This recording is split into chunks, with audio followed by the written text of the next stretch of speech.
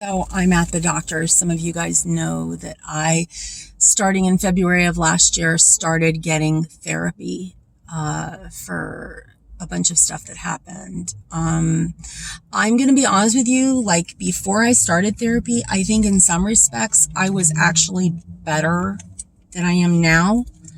When I started to deconstruct the trauma, which some of you guys know that I went through a lot. It was not just with the person that I was married to from Algeria. It was a lot of things that happened and horrific, like Oprah Winfrey level. I was not able to deal with. And I want to explain how this pertains to Algeria so you can understand me a little bit more, why I am around you guys, why I want to be with you, blah, blah, blah, blah, blah. So, for me, when I met Algerians, which was the first time in May of 2001, they were very embracing of me. I had always been told that I was ugly, that I was so fat, that I was worthless. And I'm talking about for my own family sometimes, and other people and men that I was involved with, which is very degrading. If somebody said something degrading to me, I would just be attracted to them because that's what I felt that I deserved. Hence the therapy and the important part of that. I'm sorry, somebody's trying to message me and I don't know whether they don't understand that I can't answer every single phone call from everybody constantly. So I had a lot of, early childhood trauma, and I met Algerians for the first time in 2001, in May of 2001, when I was in Paris. It was the first time that I had ever interacted with them. When I came back to America, I looked for them. I met some on AOL, and then the next year I was on Paltalk, which is another chat server, and made friend after friend after friend. Some of those friends have actually passed on. I found out one of my friends, Balumi, is dead. He was one of the guys on Paltalk, and I just had all kinds of friends from Paltalk. And I could cry to them. Like, they would listen to me. I would tell them stories about my life, about things, and they would listen. And all my life, no one listened. My mother didn't listen, which I love you, Mom, if you're watching this, but she didn't. And really no one. And I got married as a 21-year-old to a American man who had a very severe drinking problem and put his hands all over me, pregnant, and hurt me a lot, and verbally. What he didn't do physically, he did verbally. And he did it to his son, and he did it to a lot of other people. I took it personally, but he was a damaged person. Like, he had been abused as a child. And instead of becoming a kind person because he was abused, he just became a bigger abuser. And so for me, Algerians were accepting, they were loving, they were present. They were there for me in times that maybe nobody else was, and I needed that. You talk about what you need, like people are in your life at certain times of your life, and they were just there at that time. And for me, maybe I romanticize Algerians a lot. Maybe I romanticize them in general, but they seemed to me to be saviors that came out of nowhere and came to save me. And so for me, I'm internalizing all this physical abuse. I'm internalizing all the emotional abuse. I'm internalizing all the early childhood stuff that happened to me. It wasn't from my mom, but it was caregivers that did some pretty gross shit to me. And I didn't have boundaries. Like, I didn't have the ability to say, no, you can't talk that way. No, you can't do that. And I just became a doormat for everybody. And that set me up to be in the relationship with the very severely mentally ill Algerian that I ended up hooking up with in 2007, who himself was physically abused and had sexuality issues that had nothing to do with me. But I was so dysfunctional, I didn't even know what I was doing. like, I can't even believe I had a baby with this person. And I miss my son, my baby, all the things he should have and could have been. But what would I have been doing with this crazy abusive person? I mean, God sometimes makes choices and changes and things in your life that you're not ready for. So, long story short, summer 2019, I have just been kind of hopping in and out. Like, I hadn't been in a long relationship since 2012. I left my abuser, the guy from Algeria that was putting his hands all over me. I left him. He didn't leave me. I left him. And it was a very dysfunctional split up. Like, there was a restraining order. He was going to my daughter's daycare. He went from I hate you to I miss you, all that and all that crazy stuff when you're losing somebody. And he's like, you're the best woman I ever knew. And I was like, what does this have to do with now? Like, it doesn't matter. I was devastated after he left me and I left him. Even though it was the worst possible situation, even though our child had died years before, I feel compassion to him. Like, believe me, there was a million times I could have done everything to take his papers away. Even USCIS, like, made me go down to USCIS because they know when people are assholes. They know what people are doing. Like, they check your social media, and if somebody's acting like they're not even married, they're on to them. You know, they were on to him. And I felt like I had to save him. Like, I felt like I didn't want something bad to happen to him because he was my son's father and I wanted him to be safe. And he really mistreated me. I mean, I remember one time, you know, when you remember things that happened, I remember one time he got so mad at me, he slapped me in my eyes like this. And I remember my eyes spider-webbed with blood. And I couldn't protect myself. I couldn't call anyone. I couldn't do anything. I just walked around with bloodshot eyes, and I couldn't understand why my family wasn't calling someone, because I told my aunt that it happened, and she just looked at me like, okay, I'm not doing anything. That's your problem.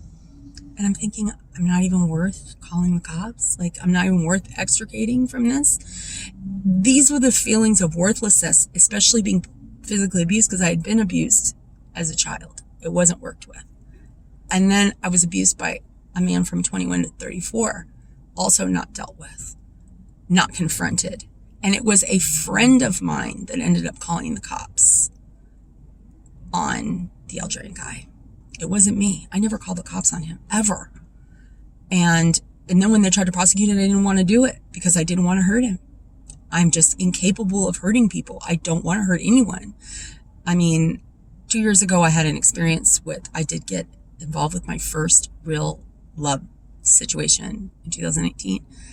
And I entered in a relationship, and that person deceived me and told me that they were single when they weren't, didn't tell me they lived with somebody when they did, told me they loved me. I believed them, and it was all a lie. Like, all of it from the beginning to the end was a lie. And I think this person has issues, but it made me crack up, because it was like the first person that I had faith in, that I thought loved me, and they did the same shit. Just cruel, like, deceptive shit. There's no reason. I mean, if you know you can't be with somebody, just tell them, listen, I've got a girlfriend, I'm not available. But you don't sit there and act like you're single when you're not. And for some reason, that triggered my breakdown. Like, this Algerian that did this in the summer of 2019 is why I had a breakdown. And you can ask my friend Sophia, you can ask any of my friends. I didn't have these problems. Like, I was not doing well, but I wasn't where I'm at now. And since that happened, I lost everything. Like, I was a real estate agent. I was still doing okay. I lost everything, and I fell apart, and I couldn't put the pieces back together. No matter what I did, I couldn't put the pieces back together. Here comes Algeria. So the whole time while all this was going on, I was helping Algerians with sponsors. I was looking for help for them. I was looking for addresses, and like, everybody that needed help, it was like a rush. Like, okay, I got to save this person. I got to help this person. I got to do this. I got to do that. But I would go do all this stuff, and I would be like, I'm a mess. Like, I don't know how to take care of myself. I don't have a normal relationship. I don't even have a bed that I sleep in, if you can believe this. An Algerian bought me a twin bed because they got sick of me sleeping on the couch. Like, they got sick of me self-abusing. And I mean, some of you guys know I have a web channel that had all these little videos of Algeria, and I became an expert on all kinds of things about Algeria. And Algeria was like my fantasy land. It was like my world, like where I just could be in a picture. I could be in a book. I could know about something because nobody else cared. Like, they're not talking about the stuff I was talking about. They're not looking on eBay for pictures. They're not trying to buy Algerian books and artifacts. They're not trying to discover lost things about Algeria. And I would tell Algerians this, and then Algerians would disappoint me. Like, they would be selfish, or they would be looking for just a green card, or looking for something that they could take. They weren't really genuine. And that broke my heart worse. Like, I was like, God, they're not the gods I wanted them to be. They're not the kings that I thought they were. So then I would be like in love with dead Algerians, like Amarouche, or, different people. Like, I romanticize it. You ever see that? There was a movie, I don't know if it was called My Beautiful Life or something, that was talking about World War II. And they were talking about like people that were in a concentration camp and how they would make stories in their heads. And I would like make up stories, like, I would like imagine Amarouche, or I would imagine like my big new thing last year was Dihia. Like, I went and got a tattoo of Dihia, and she has Berber symbols on her. I'm sorry to show you my boob, but this is how crazy I started acting. This is 2019. She has tattoos on her face. I actually took a picture of, she has a Moroccan crown, but I took a picture of Berbers and copied the inscription exactly. And then I put the colors of the Kabyle flag. Now, why I did that, I really don't know. That was just some weird response. Sorry. That was some really weird response to maybe the breakdown that I had. I never had a breakdown like where I did bad things. I had a breakdown where I wanted to hurt myself, not hurt others, not spend money, not abuse anybody, but just self-harm, because I felt so broken and so rotten and so worthless, which makes no sense to people. But if anybody that survived trauma, they understand it. And there are Algerians that understand what I'm talking about, because some of them have collectively survived the 90s. Some of them lost family members. I've met Algerians that have lost parents that were murdered by terrorists. There's a whole underground, deep, tragic pain inside of Algerians. Even though they're happy and they laugh about stuff, there's an understanding of things. And they always got me. And they knew who I was. And even my ex, who's a jackass, he didn't try to hurt me. He knows what he did was wrong. He knows he put his hands on me. He knows he hurt me. The guy from Algeria, he knows he was a sadist. And so do all his friends that knew him. But you know what? I had to come to terms with that a lot of the stuff that he was doing wasn't his fault, and that he was sick, and I was sick for being with him, and I was sick for staying with him. And the minute he put his hands on me, I should have left. I should have done a lot of things different, but I couldn't. I wasn't capable. I didn't have the tools. And now I had the breakdown in 2019. I started on medicine. I looked for a therapist. I couldn't find a therapist. I went to see one therapist. I would talk about what happened to me. She would like burst into tears. Like, they could not handle the stuff that I told them. Like, it's gross, like rough shit, like just all kinds of physical abuse, allowing myself to be mistreated, allowing myself to be doormatted, allowing myself to be financially abused, a lot of things, feeling so worthless. And then on top of it, I'm getting my family situation. It's not really my mom, but it's because I'm from a very conservative family. Like, I know they have conservative families in Algeria. They were not cool with me running all over the world, trying to go move. And the reason I moved to Algeria in 2015 was because I felt like I needed to go there to get over the death of my child, which I'm still not over. But I felt like if I went to Algeria, somehow I experienced living in like Asha Jabbar, living in a French apartment. I made up an entire imaginary world of Algeria. An imaginary world where I was in some kind of revolution and I would watch the Battle of Algiers and I would like understand things and like I would study everything I could about Algeria and I would read books about Algeria and I would read every magazine of Algeria and I would buy every artifact of Algeria and I was just doing everything maybe because I didn't want to cope. And then when Algerians hurt me, like the person in 2019 who really, really was wrong what he did. You don't tell somebody, you don't lie about not being in a relationship, and you don't get physical with somebody when you're in a relationship with somebody else. And even he was dismissive, like, I never promised you anything. Well, you also didn't tell me that you lived with someone, and I would have never been with you. And relationships for me are important because I'm a fragile person. So it cracked me up. And since then, I haven't had a boyfriend. Like, I've occasionally hooked up with people, but I can't get close to anyone because I'm so terrified of losing control of my feelings and being damaged. And it was that fall of 2019 that I was really scared that I was going to take my life. And that's why I went to get medicine and started into therapy. And my first therapist couldn't handle it. I went to inquire about PTSD from the University of Central Florida. Finally, I went to the health department and they have a therapist here where I'm at right now, which is True Health. You can't see it, but the therapist I have is like an expert on trauma, like PTSD, what happens when you're abused, what they call it Stockholm syndrome, where you start to like your abuser and defend them. You know what I mean? I have all the classic symptoms of terrorism, like living into terror. That's what happened to me. So that's maybe why when I meet Algerians that have been through crazy amounts of stuff, I relate to them so much, because I went through this and they went through this. And I decided I would love them. And they have no idea who I am. And I decided I would save them. And they're like, we don't need your saving. I said, but some of you do. Some of you need me. Because I needed to be needed. I needed a purpose. I needed a role in life. Yes, I have kids. I have kids with different guys. I've made a mess out of my life. I don't have like a stable, perfect Americana life like the rest of my family. I am broken. They didn't experience the abuse that I did. I just fell into, sadly, a series of unfortunate events. My mother and father brought children into my home when I was a child that had been very severely sexually abused by an older brother. And they were crazy. Like, all of them are not well.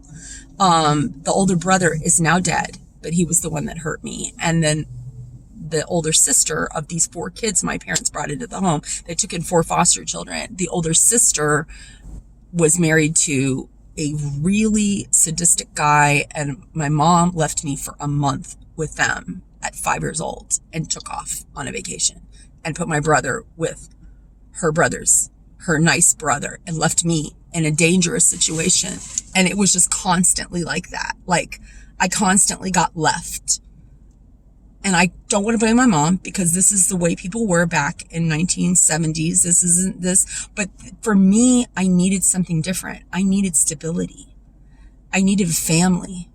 And so for me, like, I remember pleading with the Algerian guy I married, why did you hurt me?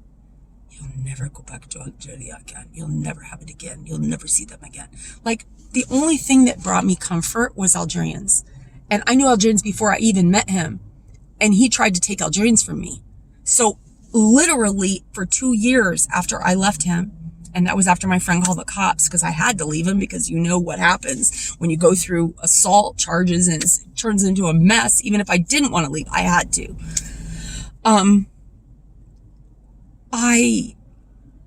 Looking back at it, I realize how incredibly broken and unstable and ridiculous all of this probably was. It worked out, I won't say for the best. It worked out for the best for some people. It sure didn't work out for the best for me. I probably would have been better off never marrying this guy and never having my son that died, and maybe never interacting with all of you the way I interact. But it's too late now. It's already happened. I'm already here. This is the crossroads of my life. This is this way or that way. And I talked to my therapist about it today. I go every week to the therapist because as time's going by, I'm getting sicker, like emotionally. And, you know, you see how like Robin Williams took his life and things happen. This is how this shit happens. Things build up and people break. And so now I'm doing what I have to do to take care of myself. I'm going to the doctor. I'm taking depression medicine. I'm working on my health. I'm working out.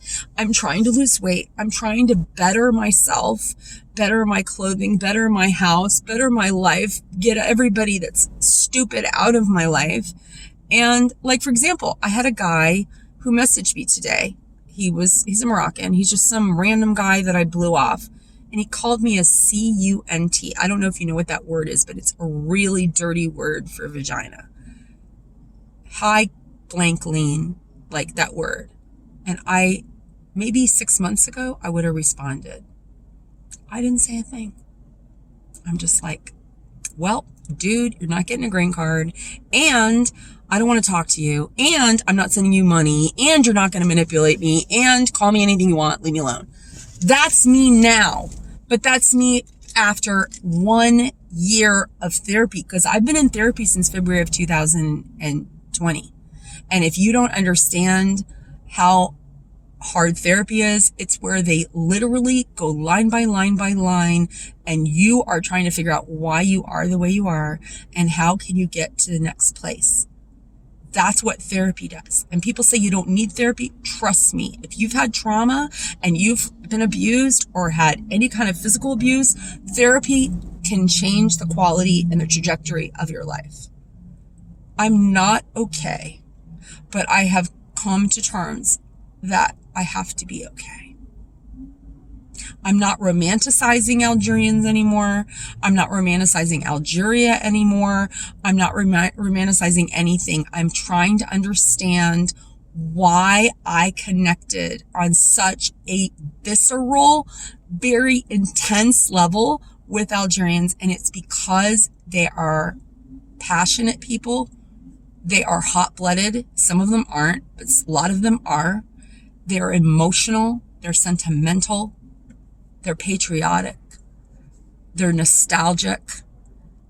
They have time to talk. Usually somebody will have time to talk.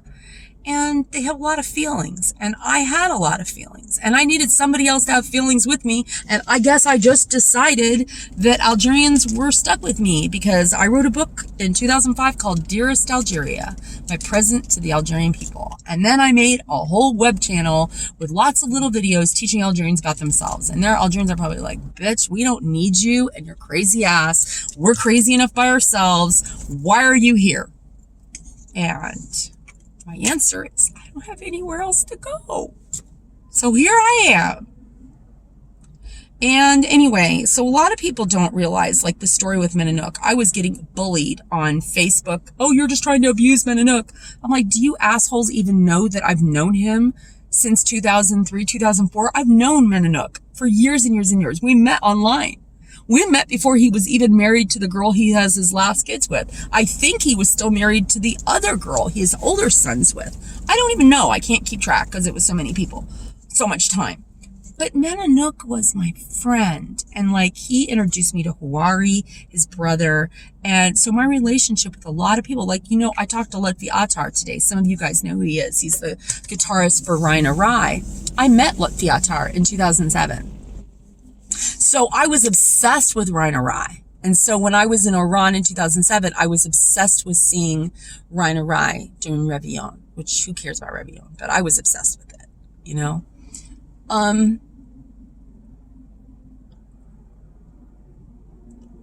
I've just had to really come to terms with a lot of things, and I'm not happy with the answers. Like, I talked to my therapist about it a lot today, and I was like, why am I worse now than I was when I started with you a year ago? Because when I first came to see this therapist, the one here at this medical place, I don't know if you ever saw Good Will Hunting, like that doctor, that kind of doctor that like Robin Williams when he worked with, you never seen that movie Good Will Hunting with Matt, whatever his name is. And first, it was just like, he was trying to help the kid. Matt Damon and Minnie Driver. And they were trying to like, sorry, all these people are asking me questions. And,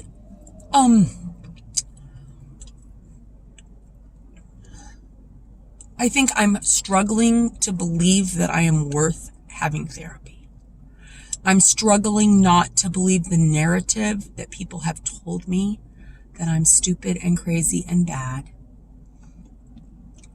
Like that guy from 2 years ago who told people that he didn't even know me when I was physical with him and broke my heart. Sophia, my best friend, knows all about it. So does her mother. Shattered me. Like, you don't tell somebody that lost everything, you love them, and it's all a lie. That's what happened to me. That's what was the crux. An Algerian who was just playing around. I guess he liked me because of whatever physical attraction he had to me, but I was nothing to him. He went and told everybody that I was nothing to him. And then talk shit about me everywhere. And can you imagine, I'm in the Algerian community. I am helping all these people with sponsors. And now I'm facing someone talking shit about me, denying I even exist. The book I wrote, Wagzan or Ghoul, is about this person. And I found out who his significant other was, and I never went and I never said a thing to her or to anyone else. In fact, he doesn't even know that I know who she is, because another Algerian told me who she was. And so I have really good Algerian friends who have talked me off ledges. I had one Algerian who's, I love you, Mohsen, and I'm going to admit that it was you. I remember sitting in front of a bakery on Curry Ford in Orlando, sobbing. I had bought shots, like little shots. I'm not even a drinker, but I felt like drinking. I was doing shots in a parking lot in front of a French bakery, crying over this guy who didn't give a shit about me, sobbing, just despondent. And Mohsen was like, get out of the parking lot, Kathleen. Put your armor on, get on the horse, and ride away. Get over whatever you're going through. I was right on the edge at that point. And now I'm really not on the edge, but I'm not in one piece. I mean, I can't keep talking about this shit forever. I can't stay traumatized forever. I mean, my son died in 2008. I don't know how long I'm going to cry over him. I don't know how long I'm going to cry over his dad, who's not even straight, by the way. How did I have a relationship with someone that's not completely straight? Which is also humiliating. I mean, it sounds funny until you're living it. And then it's just one more embarrassing thing. Like, how of everybody I could I pick somebody that's not even straight? That's just trying to get out of the country and lying to me and pretending to like me because they just want papers. So what have I been? Have I been just easy sex for one person that lied about me to everybody, or nothing to this guy that took my broken little heart and all my hopes and my beautiful Algerian baby through me? And these are the broken things that I carry. Why wasn't I worth it? Why wasn't I worth it for you to lie about me? Why wasn't I worth it when I was nice to you for you to hurt me? This is the pain that I'm carrying. And everyone tells me, you're so popular, Kathleen. Everybody loves you so much. I don't think they could love you more. Well, everybody loved Robin Williams. Is he here? People can be surrounded by 1 million people and not have anything.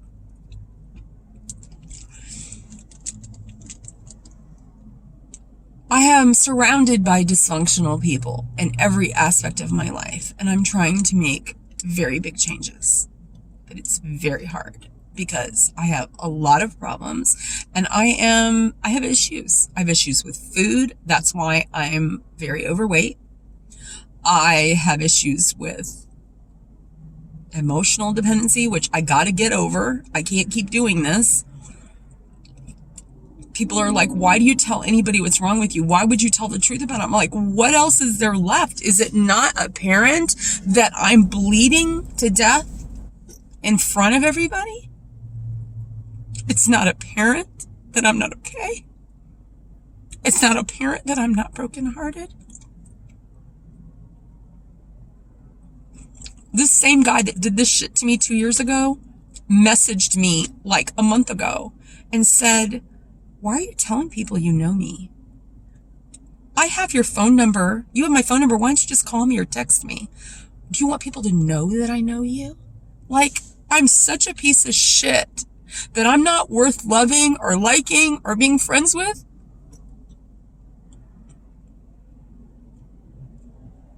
What did I do?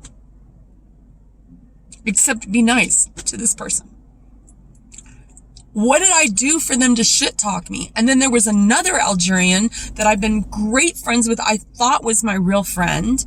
And he calls me up and says something shitty to me in PM and says, I know you're just spying on Algerians because you just are watching them. I'm like, watching them for freaking what? And you know what I said? I didn't even react to him normal. This is a guy that I knew in Algeria. Like, I knew his baby mama. He got somebody pregnant. I knew the baby mama. I knew his friends. I know everybody that he knows because we all are friends with the same person, including a bunch of other people. And he's telling me shit like this when I'm this fucked up. So I said, you know what? We don't know each other. I said, we are never gonna talk again. Do you understand me? I'm talking about this long-term friend that I had. This is a different person. I said, you broke me. I don't give a shit how much shit you talk about me, but you broke me because you said shit about me when I've been nothing but nice to you. And I will never forgive him. I can't. I will never forgive him for saying that to me. And I'm sorry. I can't forgive Mr. 2019 for lying about me to other people either. Because that person, I actually knew. I was friends with a woman that was involved with this person that hurt me in 2019. I was friends with someone he used to be with. Like, I was friends with her in 2003, 2004. I have a history with everybody. Like, I know Berbers for 20 years. I know Berbers for years. I know everyone. I've been friends with Menanook for a year. I've been around. The Algerian community is not that big. It really isn't. I can't just begin to describe to you how brokenhearted I feel. And I don't even know where the heartbreak's coming from. I don't know if it's coming from my son dying, and I don't know if it's coming from the Algerian gay guy, or this jackass from 2 years ago, or whatever. Just like the making me feel like I'm not deserving of better. Like I'm not